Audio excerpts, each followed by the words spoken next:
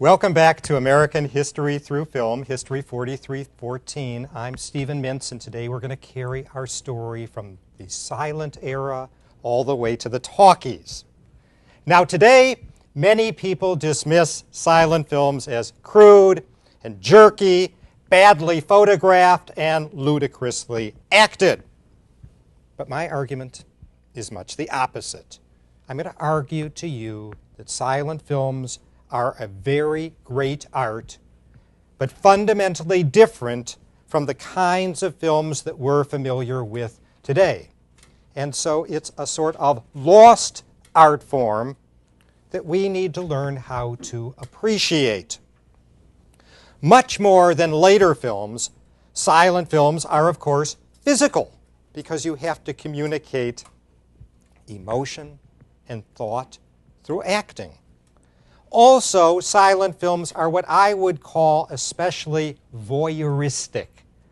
That is, precisely because they're not interrupted by speech. The act of watching the screen is all that much more important than in sound movies. Indeed, it seems likely that silent movies produce much more of a dream state than do contemporary talkie films. And, as we'll see as our class progresses, silent films were far more political than the kind of films that we're familiar with now. But of all the art forms in human history, silent film has one of the shortest histories. From its pioneers to the first talkies was less than 30 years. And so if it's an important art form, it's also a transitory art form whose heyday was extremely brief. Now, the majority of silent films are gone forever. They're victims of neglect. They're also victims of the film stock that they were filmed on, nitrate stock, which self-combusts. Indeed, if we would take the money paid for one blockbuster, we could probably preserve every surviving silent film, but I can assure you it won't happen. What's particularly striking is that silent films were largely forgotten for a long period of time, for almost 40 years. It's not until the 1960s that people began to appreciate silent films again. So today we're going to look at the era of silent films, and I guess it's appropriate that we begin with the first superstar of that era. We'll look first at Charlie Chaplin. And Chaplin, as you will see, will underscore a theme that will be very important for our class, and that is appearances can be deceiving. Now, we all are familiar somewhere in the back of our heads with images from the films Charlie Chaplin. Maybe you remember the scene from The Gold Rush where he eats his shoelaces as if they were spaghetti. Or you remember his cabin teetering on the edge of a cliff. Or perhaps you remember him playing a Jewish tailor who's mistaken for Adolf Hitler. These images are deeply parts of our collective imagination. But Chaplin hasn't always been popular. Chaplin has gone in and then out of style. He may have been film's first superstar, but his Victorian sentiments have not aged very well. And while everyone has heard of Charlie Chaplin, appreciation for his work has ebbed and flowed. Today, we remember Charlie Chaplin as that mischievous and sentimental tramp, the good-hearted ne'er-do-well clown. He's the perpetual object of bullies' scorn, and somehow he emerges unscathed. He's the fearless protector of young ladies everywhere. But Charlie Chaplin himself was never so innocent. He was not simply the clown depicted so hilariously on screen. And so the argument I want to make to you is that while Chaplin wore a mask of innocence, he was anything but innocent and naive, and that goes for silent films as well. Newspapers throughout his life would attack him for not paying child support for his many children. He was condemned as a tax dodger and as a communist during the Red Scare of the 1950s. In 1952, he was told that if he returned to the United States, he would be tried on, quote, charges of a political nature and of moral turpitude. The moral turpitude referred to the accusation that he had illegally obtained 2 abortions for a former lover. If he fancied a woman, generally they were underage, he would offer these women film contracts. And so he put a 16-year-old named Lida Gray under contract, and then when her mother discovered them in bed, he was forced to marry her. Her divorce petition went into salacious detail that was so salacious that it could be turned into a novel, and that novel was Lolita, which many of you have heard of, if not read. Lita received the largest divorce settlement in history up until that time, prompting the humorist Will Rogers to quip that Chaplin wasn't much of a husband, but he sure was worth marrying. Now, Charlie Chaplin's whole life was shaped by a disastrous childhood. He grew up in deep poverty in one of London's very worst slums. And I think one can argue that his films in many ways represented his working through his impoverished, unhappy childhood. His father was an alcoholic who abandoned his family. His mother was a manic depressive, and when she was institutionalized, which happened repeatedly, she went into workhouses, she went into insane asylums. Charlie was scarred for life by spells in orphanages. His mother had 3 sons by 3 different fathers, and Charlie would put his brothers in each of his films for the rest of his life. In short, he had to support himself, and as early as the age of 10, he was performing as a music hall entertainer. In 1913, there were no Chaplin movies, but in 1914, he made 60 of them, and his career was underway. And the movies would give him an opportunity to do what we all, I guess, would dream of. It gave him a chance to create his own persona, his own image, and it would be an image that millions of people all around the world would find bewitching. His films, like many of the comedies of the teens and 20s, might be called, I would say, the comedy of embarrassment. The comedy of embarrassment. The characters endure one humiliation after another. They undergo so many humiliations that it's hard to see how they can take it.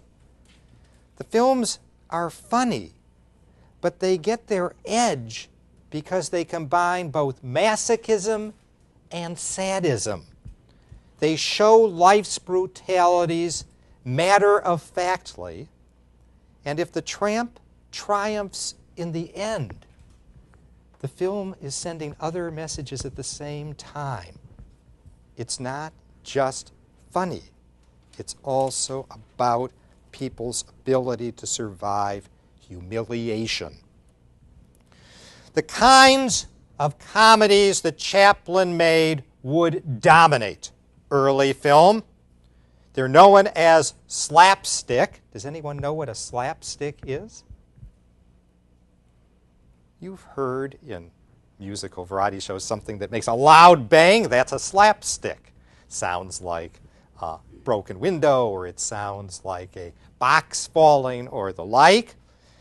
And what slapstick refers to in film is a highly physical kind of comedy. Slapstick was king of the box office for nearly 20 years, from 1912 to roughly 1930. And slapstick was so popular that at its peak, some 600 slapstick comedies were made every year. Most of these comedies were made by small, now completely forgotten studios. The big studios didn't actually make very many slapstick comedies. They would buy them. So MGM and Paramount never made a slapstick comedy. They purchased it, much like Microsoft, I guess, purchases software that it can't develop. Smaller studios like Mack Sennett's Keystone Studio recruited comic performers from vaudeville, from the circus, from pantomime, and from the British music halls. And slowly, gradually, slapstick changed. At first, slapstick emphasized gags. All of you have probably seen the Keystone Cops sometime during your life. And these are like the Three Stooges, right? They emphasize funny gags that are usually pretty sadistic when you think about them. But over time, those comic shorts give way to something quite different, a comedian-centered comedy, a comedy that focuses on Buster Keaton, or Harold Lloyd, or Mabel Normand, or of course on Charlie Chaplin. But the theme of those films, the theme of humiliation, appealed to a huge audience and clearly met some deep psychic needs. So, we ended our last class by trying to explain why it was that a relatively small group of East European Jewish immigrants succeeded in defeating the film trust headed by Thomas Edison for control of the movie industry. And one key reason for that, one that you'll need to know, is the famous star system, the star system. Making movies is expensive. Making movies is a risk. It's not like producing Kleenex or toilet paper. There's no guaranteed demand for any movie that's produced. Just ask the people who made Heaven's Gate years ago. There's not necessarily any audience at all for a movie. And so a great challenge is to figure out how to guarantee an audience. And one of the keys to that would be the star system. The star system. Movie makers are generally at the mercy of the box office. To stay in business, they have to produce an unbroken chain of hits. And so how can you do this? Well, one way is to produce what I would call genre films. That is, there are certain kinds of movies that people really like, and certain members of the audience will go see all of them, whether they're science fiction, or they're westerns, or they're slapstick comedies. These are types of films, and you know what you get.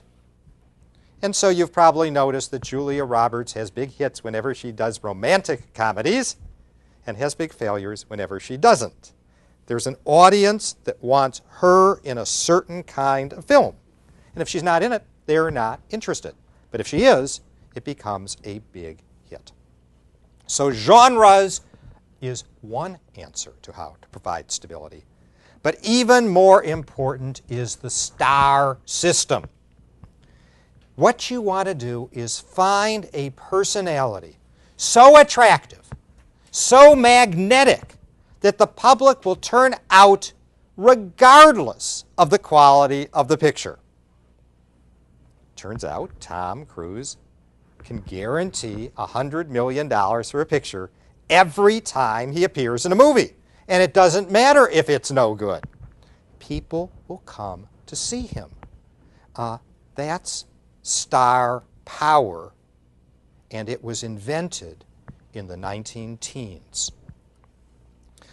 Most of the movie makers had resisted naming actors, let alone starring actors. They did everything in their power to keep the bargaining position of actors and actresses low. They didn't do many close-ups. They mainly shot from a distance, so you really couldn't make out faces very well. And when they introduced a film, they never named the actors. They knew that if they named actors, actors would demand more money. And so they preferred not to pay. But an East European immigrant named Carl Laemmle had a very different idea. Laemmle had no inhibitions about naming actors and actresses, and in 1910 he hired from Biograph the most famous of the anonymous stars. If we could have the overhead projector, please. Her name was Florence Lawrence, and she was Hollywood's first star. She is truly the first modern celebrity. Now, Laemmle launched her career with characteristic dash. He planted a fake story in the newspapers that she had been crushed by a trolley car. He then announced that that story was a fraud perpetrated by Edison and the Film Trust, and that she would visit St. Louis to prove she was still alive. When she arrived, she was greeted by the world's first spontaneous movie crowd. They tore the buttons and frills off of her dress. The modern age of celebrity had been born. Now, what the star system meant for actors can be easily seen by the following figures. In 1910, an actor or actress made between $5 and $15 a day. In 1914, just 4 years later, the average salary was $250 to $2,500 a week.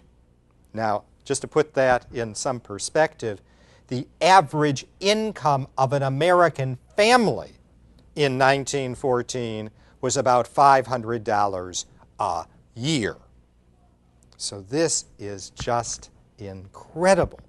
You have an utter explosion of salaries for actors and actresses. Okay, so you have the star system. You also have the emergence of feature-length films and the rise of D.W. Griffith as director.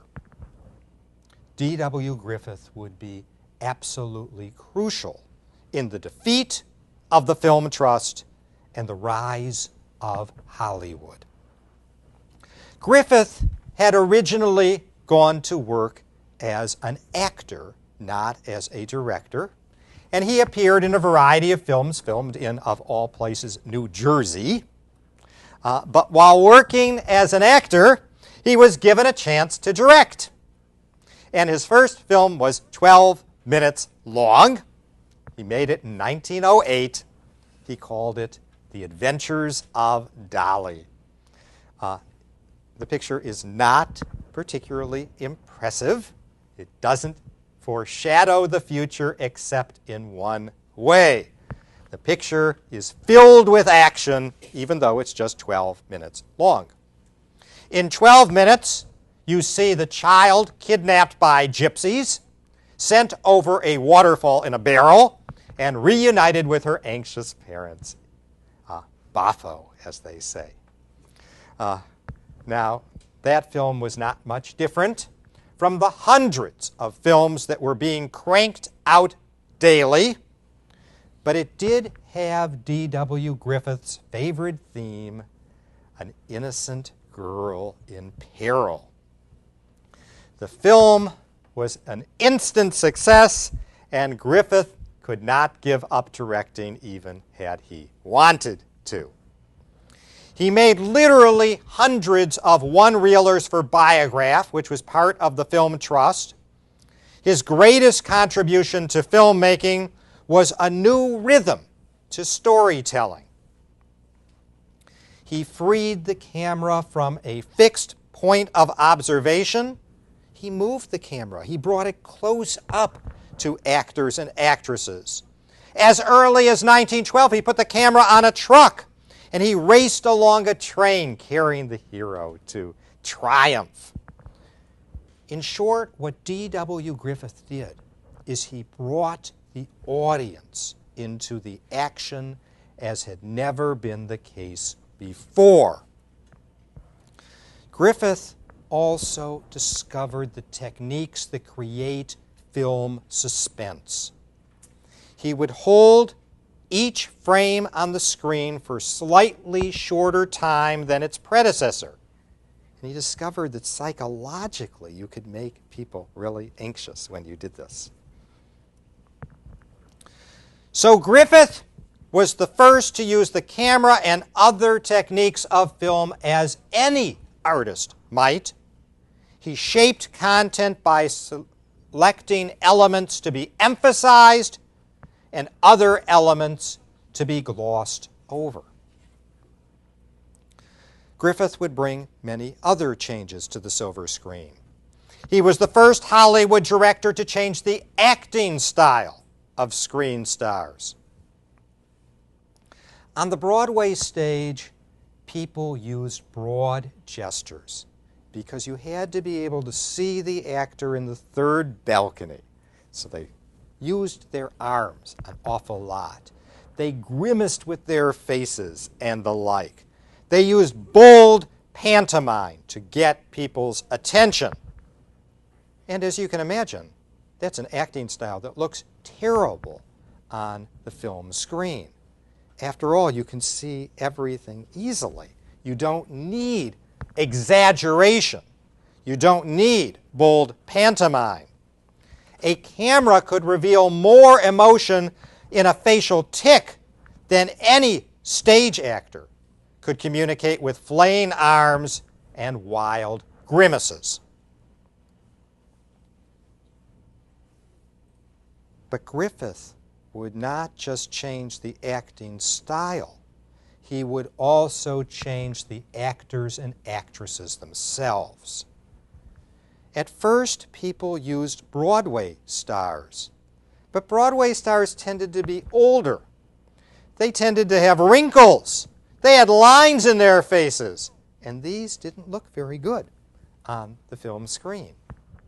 And so Griffith began to use younger actors and actresses, often extremely young, often under the age of 16, precisely because they did not look old when you put them on the silver screen. The new stars were invariably young, innocent, and beautiful. And this would set a pattern that Hollywood would maintain. Griffith's other major accomplishment was to move the movies towards longer films. The powers that be in Hollywood had been convinced that audiences would never sit through more than a single reel. They assumed that people were even more impatient than we are today. 12 minutes constitutes a single reel. But Griffith didn't believe that. He saw the success of an Italian epic, Quo Vadis, that was 2.5 hours long. And he was persuaded that that was the future. That was the kind of film that would succeed with audiences. Now, Quo Vadis had the dubious distinction of being Hollywood's first overblown biblical epic.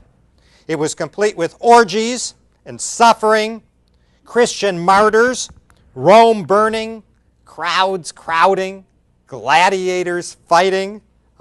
Perfect, right? It was a huge success. After Quo Vadis, there were a deluge of epics from Italy, such as The Last Days of Pompeii. In short, in 1914, it looked as if Europe might dominate film. Silent film, after all, you have no language barriers.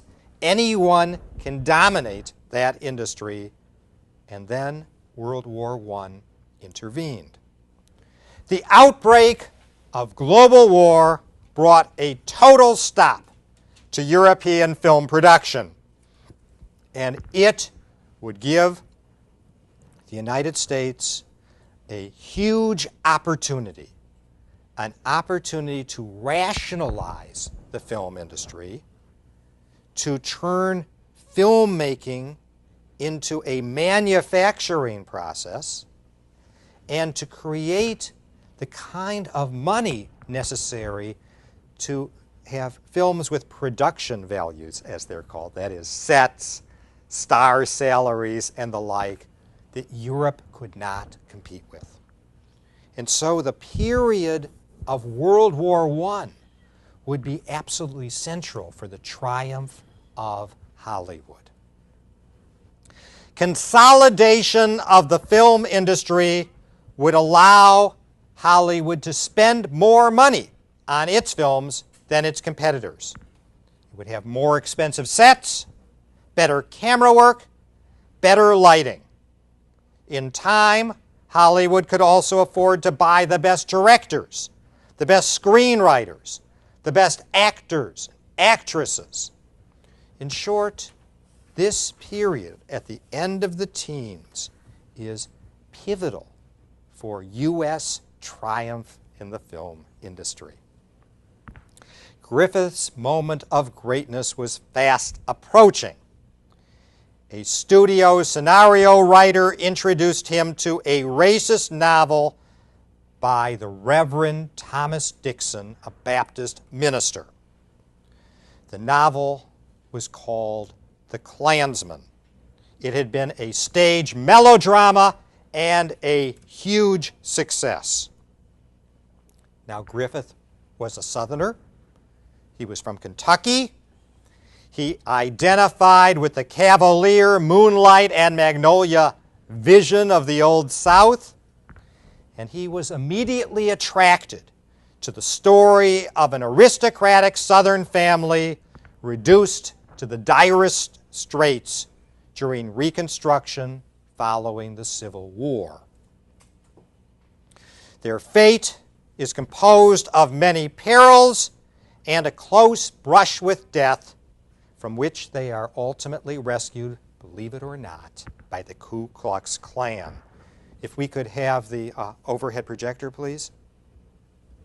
Here you see a scene from Birth of a Nation. Much is repellent about Birth of a Nation. The characters are caricatures. As history, the film is total travesty. Its theme is apparent in the very first title of the film, that the black presence in the United States is a barrier to the establishment of a unified nation. It is racist through and through. The film is filled with anti-black imagery. It shows black characters pushing whites off sidewalks. It shows black characters grabbing whites' possessions.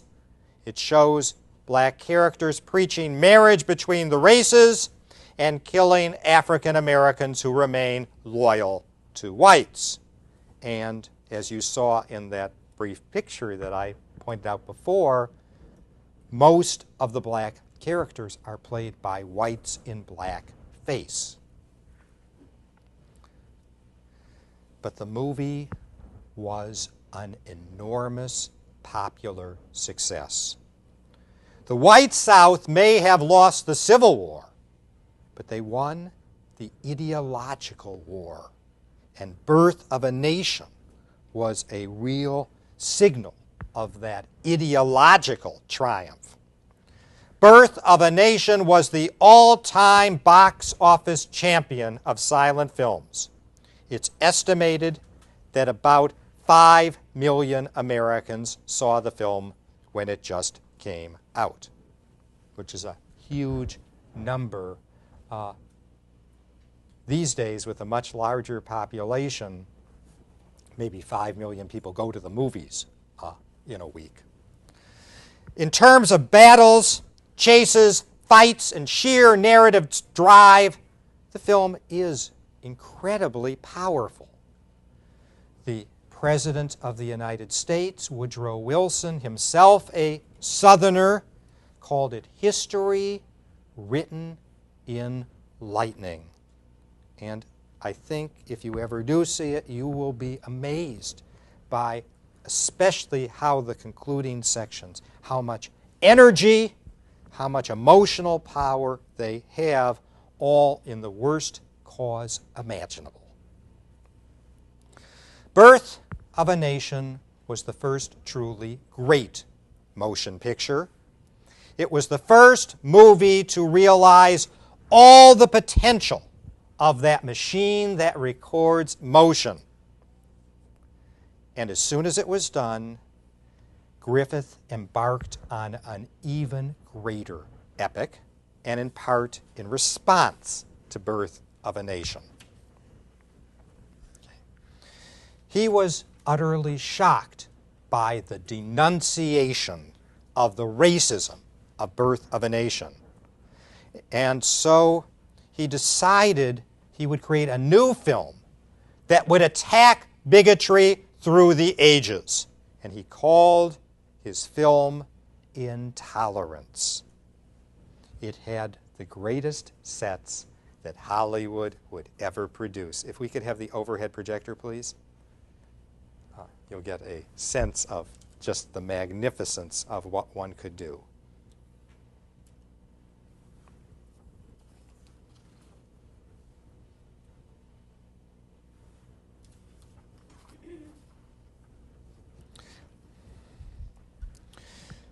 Intolerance was intended to be virtuous.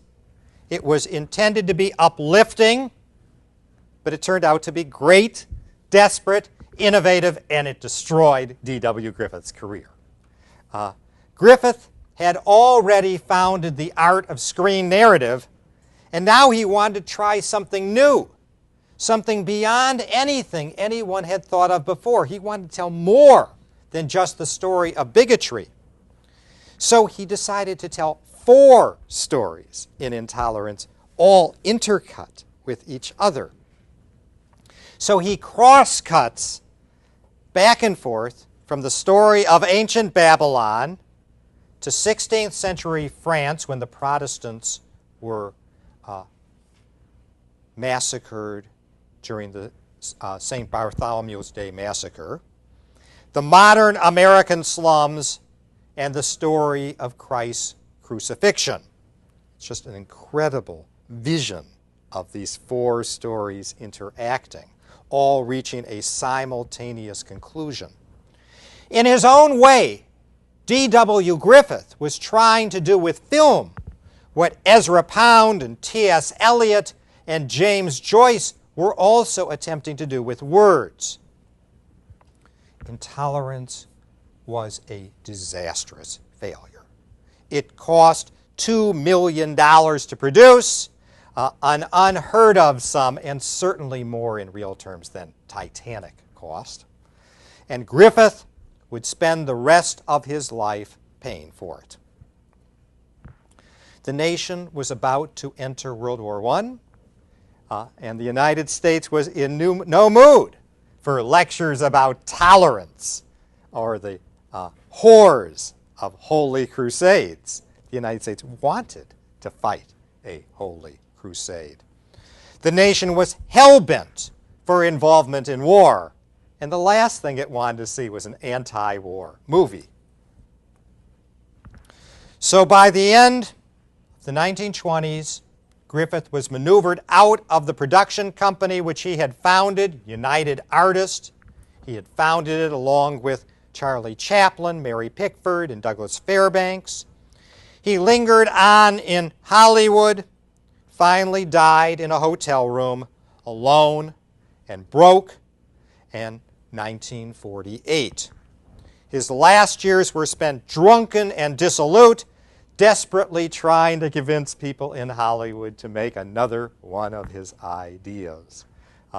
It would not be the last time that a Hollywood artist would end up this way. There's a lot of reasons why D.W. Griffith would fail eventually, and intolerance is only part of the explanation. The world was changing in 1914 and 1915. The world was abandoning Victorian sentimentality, and D.W. Griffith would not be able to change. If you do not adapt, if you do not adjust to the audience's taste, you will fail. Because Hollywood, more than any other industry, has to appeal to the public taste. The Jazz Age and the Great Depression had no room for the kind of soppy sentimentality of D.W. Griffith. So what D.W. Griffith's life illustrates, I think, is that if you believe that technique and art are everything, don't go to Hollywood, because they scarcely matter as opposed to being in tune with the public taste. Any artist who wants to communicate in the most public of all arts must communicate ideas and emotions that have genuine relevance to the audience. Now, this is not to denigrate Griffith's achievement, but it is to underscore a crucial point, which is that when movies aren't in touch with the public taste, they are doomed to failure regardless of their artistic achievement. At the time of Griffith's death, the great French director René Clair would eulogize him with these words, "Nothing essential has been added to the cinema since Griffith. Griffith opened up for everyone the previously unimagined possibilities of the movies and gave us our first glimpse of this new art form's possibilities for social influence, for good and for bad." So next, we're going to turn to the world of silent film. A world now dead and lost, a world that you can hardly see anymore, a world in which half of the art ever created has disappeared forever. Silent film today exists in a kind of netherworld. We all know it exists, and yet few watch those films anymore, with the exception of a handful of films starring Charlie Chaplin and Buster Keaton. And even these films seem pretty simple-minded to us. They seem extraordinarily slow-paced, extraordinarily melodramatic. And so what I'd like to do is offer you an alternative way of looking at these films. It is not easy to avoid what I'll call generational chauvinism. That is, we're alive now, and they were alive then, and we're better off. We're smarter. We have a better aesthetic taste. We have better technology. What I want you to do is to throw that kind of generational chauvinism away. We need to overcome our sense of superiority and our condescension towards the past. Silent films are much more than simply primitive, over-emotional, melodramatic versions of contemporary movies. And let me see if I can persuade you of that. Silent films present a very different sensibility than the movies we're familiar with now. So what I'm going to talk about is what I'll call the seductiveness of silence. The seductiveness of silence. You can watch a talkie and be totally passive. After all, the words barrage you, and so you can be passive as it hits you.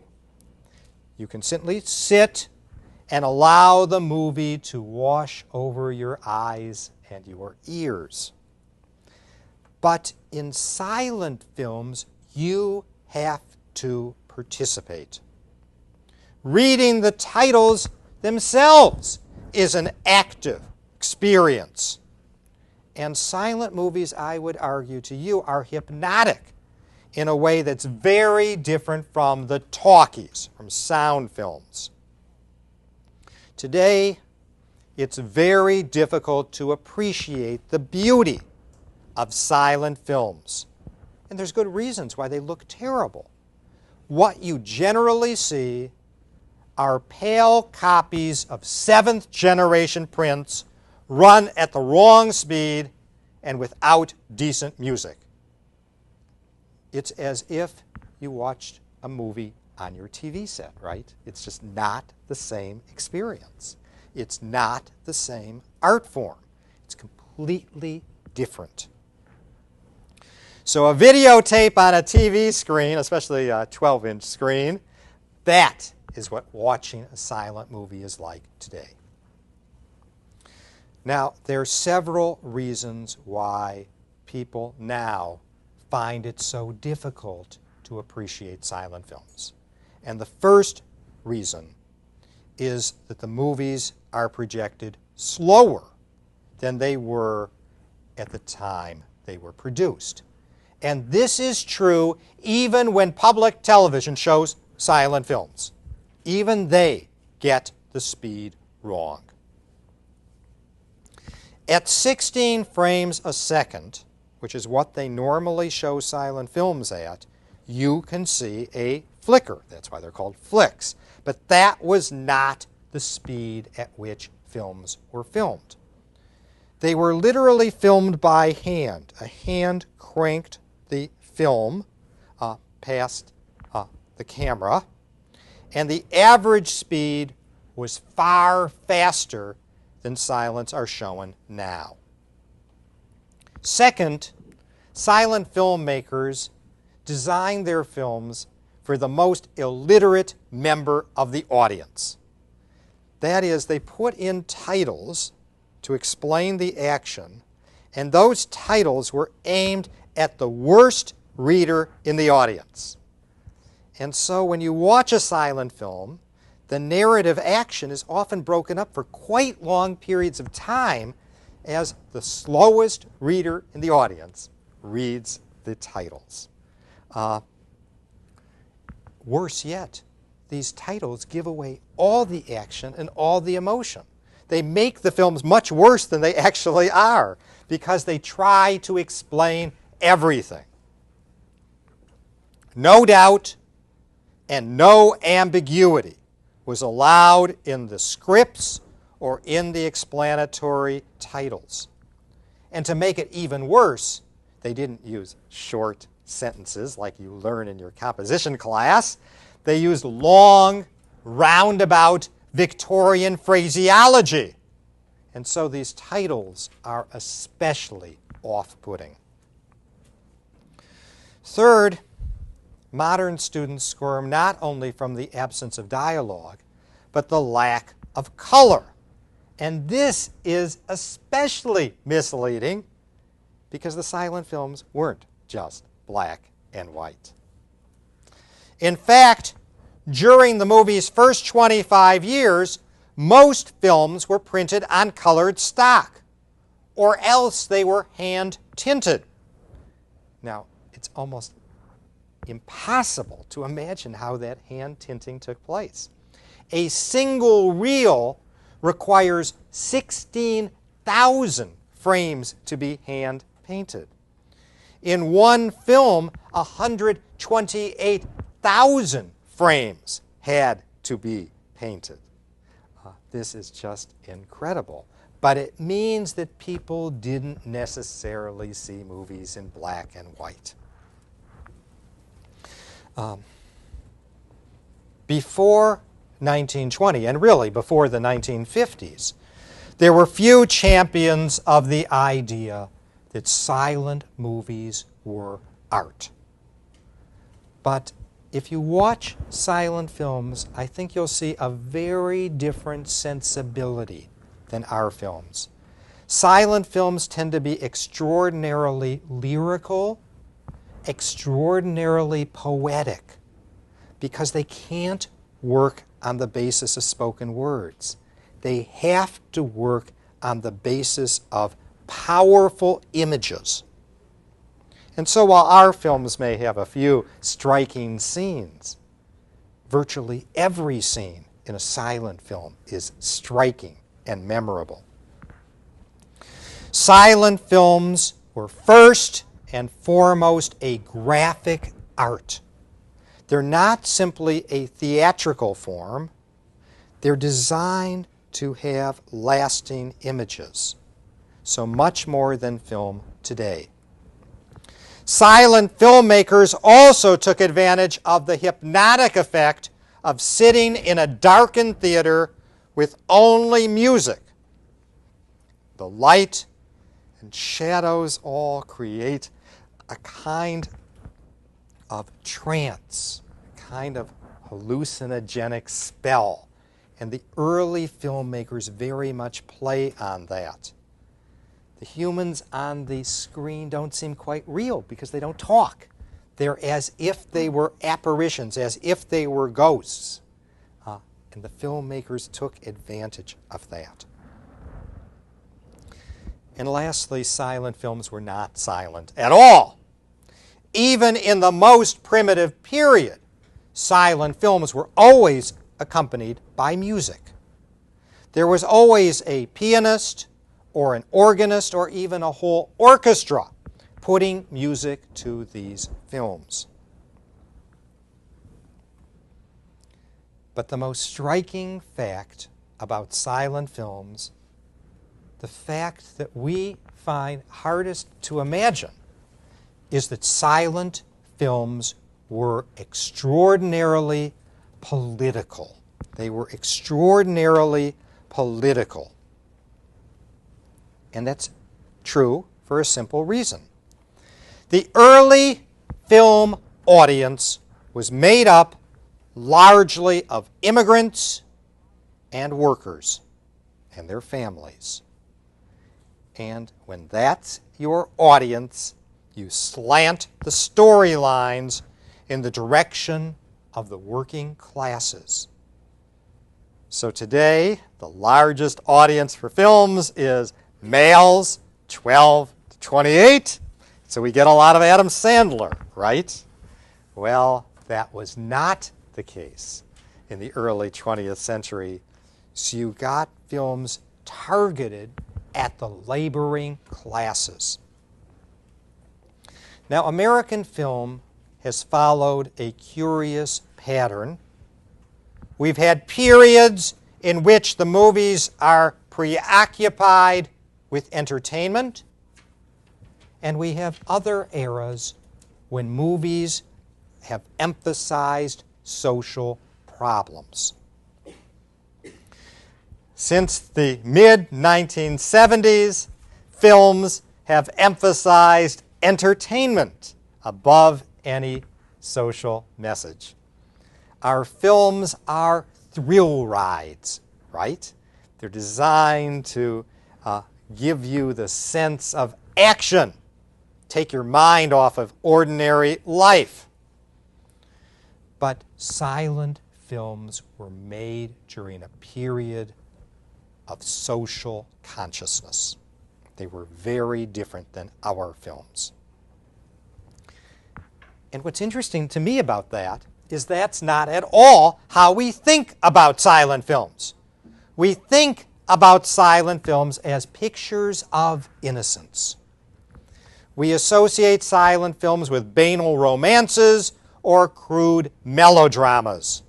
We celebrate silent films as survivals from a more innocent era. And that view is totally wrong. We think of virginal girls with little curls right in the middle of their forehead like Mary Pickford or Lillian Gish. We think of noble, well-dressed, and polite tramps like Charlie Chaplin. We think of Latin lovers like Rudolph Valentino and adorable flappers like Colleen Moore and Clara Bow. Or we think of innocent, meaningless, slapstick comedies. And there's no doubt that the silent films that we see these days have contributed to our image of America at the turn of the 20th century as a quieter, kinder, gentler, more civilized time. But in fact, before the 1920s, silent films were political statements. They exposed the corruption of city politics. They exposed the scandal of the white slave trade, that's prostitution. They exposed the exploitation of immigrants. They traced the roots of crime to poverty. They exposed the harsh realities of slum life.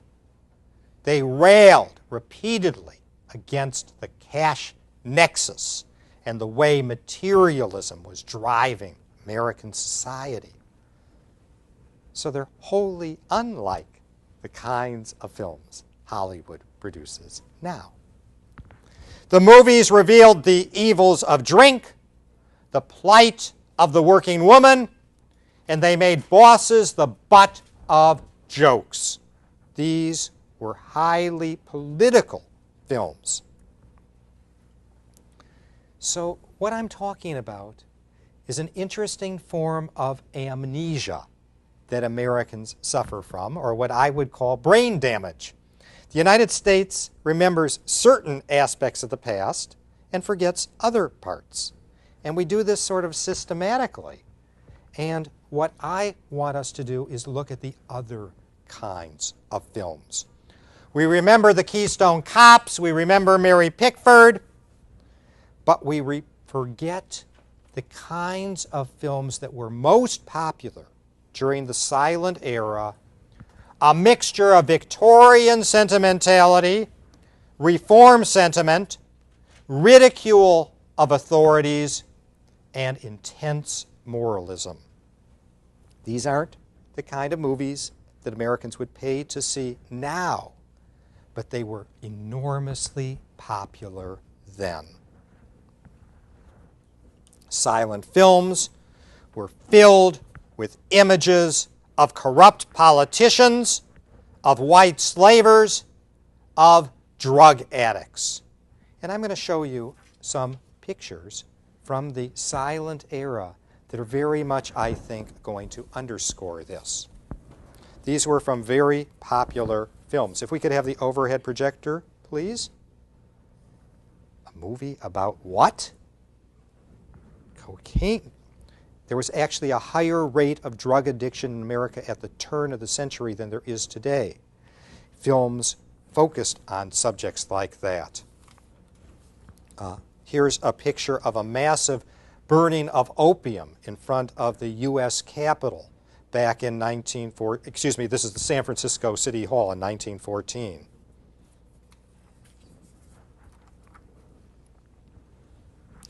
This is from a film, 1916, The Devil's Needle, about opium addiction. The Devil's Assistant, a woman becomes addicted to drugs after the loss of her baby.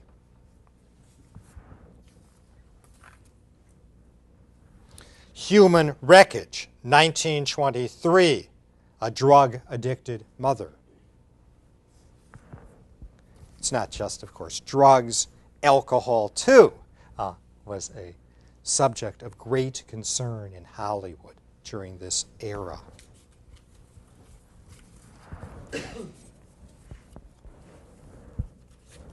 But it's not just drugs or addiction. Another subject that Hollywood was preoccupied with at the turn of the century was divorce.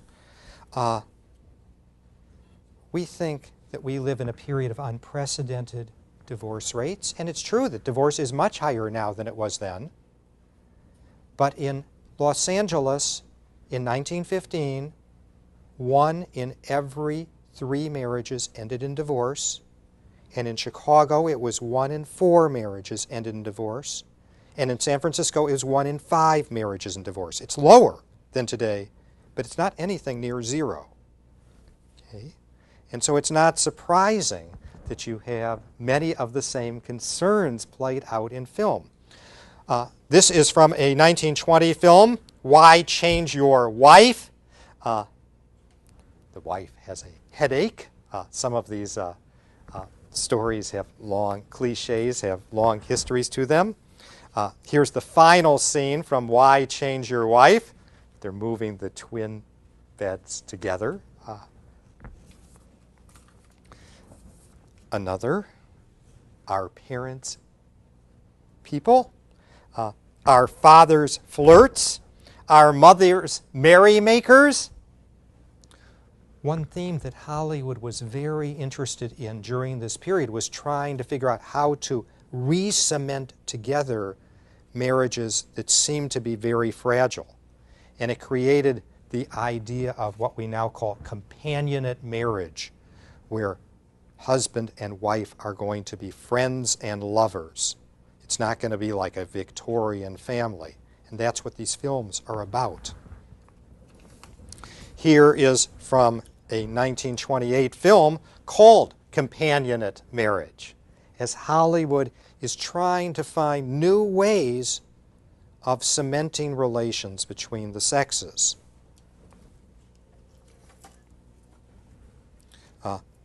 Here is a film called The Cradle, 1923. It's about parents who abuse their own child. I mean, themes that you think of as very modern, as things that no one has ever thought about before, filled the films during this period. Poverty was another major area of interest. If we could have the overhead projector, please. This beautiful girl turned out to be very famous. Her name was Agnes DeMille, and she became the most famous choreographer in Hollywood in later life. But notice, this is an example of their fear of children growing up too fast. Growing up too fast in 1914, not in 2000 or later. Here is from a film from 1913 called Why? It shows child laborers working on a treadmill, keeping a factory in motion. I mean, we don't think of films from an earlier period as being concerned with these kind of issues. Another film from 1913 called Child Labor. It shows children being abused in a factory. Again, we don't have things like that. The past, I want to suggest to you, is a world of all kinds of possibilities that we've forgotten. It's a world in which we've selected out certain aspects. We've deemed that the time of American innocence. But in fact, it's a period in which people are highly politicized and dealing with some of the most important issues of the age.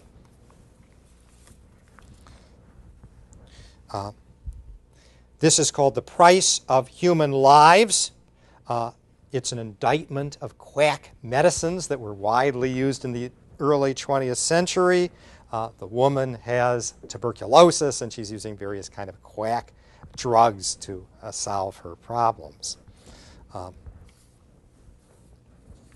We think of feminism as a modern concern, but this is from a film called Her Lady the Mayor that was produced before women received the right to vote.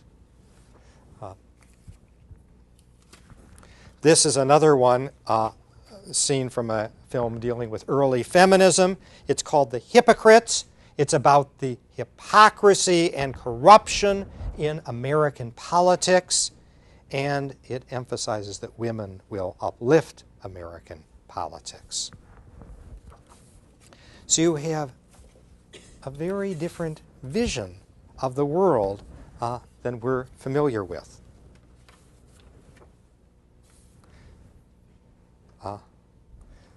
Could you imagine a film coming out these days made by anyone other than Oliver Stone entitled The Wage Earners, a story of labor versus capital? I mean, this is quite different than anything one could even begin to imagine appearing in a film today. My point is this. It was at the movies that people learned about the very nature of their society and encountered the social problems facing the United States. Let me give you some more examples. It was in the movies that most native-born Americans had their first glimpse of immigrants. Some more scenes. The immigrant passage. There's plenty of negative images. There's plenty of racist images. This is from a D.W. Griffith film called Broken Blossoms. It shows an opium den. In this scene, you see how immigrants learn to become citizens. It's from a film called We Americans, 1928. So film was very much an educator. Film was the way people learned about their society. Film was the way that the working class saw its fantasies, its aspirations projected on society. But film was also an instrument that reshaped American society. Now, because we're broadcast at 1 a.m., I can show you some pictures that probably I couldn't show at 9 a.m. These are pictures about sexuality in early film. Some aren't so revealing, but others you'll see are. The corner in this, an impoverished woman sells her body to a rent collector in order to survive.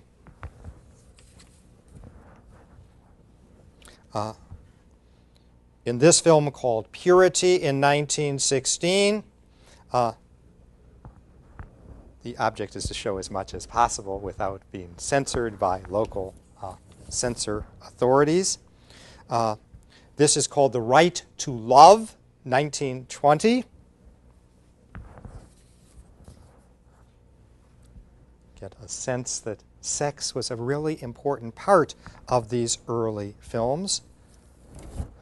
This is called The Wanderer, featuring a vamp. We'll talk more about vamps later in our class. I, Mary McLean, in Men Who Have Made Love to Me. The early 20th century was a period of tremendous social ferment. And whenever you have that kind of ferment, it very much is portrayed on the screen as people work out issues. Jazz babies from the early 20th century.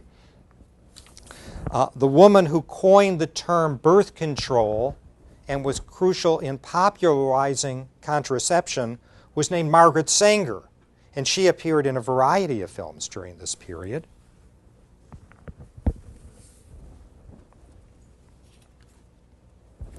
This is from a film called The Hand That Rocks the Cradle, a film based on the life of Margaret Sanger. I mean, it would be hard to imagine films based on the life of Betty Friedan or Gloria Steinem, and yet that's what was happening in early film. Damaged Goods, a film about venereal disease.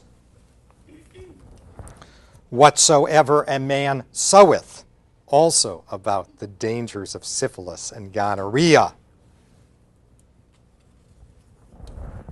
The End of the Road, also about syphilis. The Truth About White Slavery. Again, we think of the early 20th century as a time of extraordinary innocence. It's anything but that. What's happening is that Victorian reticence is disappearing. People are beginning to talk about the same kind of issues that people continue to talk about in the 21st century. The most famous film about the so-called white slave trade, prostitution, was called The Traffic in Souls, where a woman is injected with chloroform and then is taken off to a brothel. The Queen of the Night clubs. The Penalty. I think the point should now be obvious that far from being glimpses of innocence, silent films were a window that opened up whole new sectors of society to public scrutiny. They made people aware of crucial issues that needed to be discussed in a way that our films do not. The political content of early films should not surprise us. The poor and the working class were the mainstays of the movies. The ideals and the tribulations of the masses, these were the subjects of early movies. The movies were, of course, born in an era of reform that's known as the Progressive Age. It dates roughly from 1901 to American involvement in World War I in 1917. And the word progressive refers to the faith that every aspect of American life could be made better, that Americans could be improved politically, economically, and morally. Now, real progressive reformers aren't easy to label. Some were quite conservative, and some were certainly liberal. There were muckraking journalists like Jacob Riis, author of How the Other Half Lives, who exposed injustice and aroused the social conscience. There were birth control advocates like Margaret Sanger, proponents of civil rights like W.E.B. Du Bois, founder of the NAACP. Some liberals were extremely optimistic about film. Said one in 1916, "Motion pictures are going to save our civilization from the destruction which has successively overwhelmed every civilization in the past. They provide what every previous civilization has lacked, a means of relief, happiness, and mental inspiration to the people at the bottom." But many conservatives were profoundly disturbed by film. They regarded cities as sources of moral corruption, liquor as a demon, immigrants as a desperate threat that needed to be controlled. These conservative progressives were a kind of moral police force. They were eager to keep a close eye on the leisure activities of workers. They were eager to put a stop to drinking. And many of these conservative progressives hated the movies. Said one, "The motion picture industry is the greatest enemy of civilization, greater even than the liquor traffic. For a generation, it has been a school for crime." So it's not just in the late 20th century, early 21st century that people worry about the moral effects of film. It was true right from the beginning. As late as 1920, a member of the Canadian Parliament declared, quote, "The movies were an invitation to the poorer classes to revolt. They bring disorder into the country. Thank God there is not a moving picture show in any town or village in my constituency." So in order to understand early film, it's necessary to locate them in their proper context. Films of the progressive era were preoccupied with the pressing issues of the time, with divorce, birth control, venereal disease, prostitution, gambling, drugs, alcohol, crime, political corruption, women's suffrage, prisons, poverty, immigration, and child labor. So let's start out with the treatment of sex. The late 19th century was a period of ferment when new ideas about sexuality, the role of women, and leisure were being hotly contested. To modern eyes, most of the sex in early silent films is unbelievably tame. The titles are far racier than the films themselves. Passion Fruit, His Naughty Night, The Married Virgin, Don't Blame the Stork, Up in Betty's Bedroom, Sex, His Pajama Girl. Before World War I, most films approached sex delicately. They took the form of muckraking exposés or moral tracts or educational vehicles. And in most silent films, sex is a horror story. It's about divorce or venereal disease or white slavery. But what films do is they produce a national conversation about sex. During the 19th century, it was possible to suppress public discussion of sexuality. After it all, it's a time when a chicken leg is called a drumstick and a piano was covered with a sheet so that you couldn't see its legs. What movies do is to make sex public for the first time. Take the issue of divorce. In the early 20th century, 1 American marriage in 10 for the country as a whole ended in divorce. And Hollywood usually would treat divorce as the ultimate disgrace. President Teddy Roosevelt would express the dominant view, easy divorce is an evil thing for men and a still more hideous thing for women. That was the theme of The Children Pay in 1916. After World War I, however, the tone of films about divorce shifts abruptly. The popular theme becomes marital reconciliation. Venereal disease was a taboo subject in 19th century America. The editor of the Ladies' Home Journal first mentioned the subject in 1906, and 1,000 subscribers, 1/10 of the magazine circulation, canceled their subscriptions. But film found ways to make discussion of what was called the Black Plague of syphilis public. Warned one minister, "You doubtless think you are safe. Don't be too sure. It's getting close. It's creeping up on you." There was an obsession in this period with toilet seats. That's enough.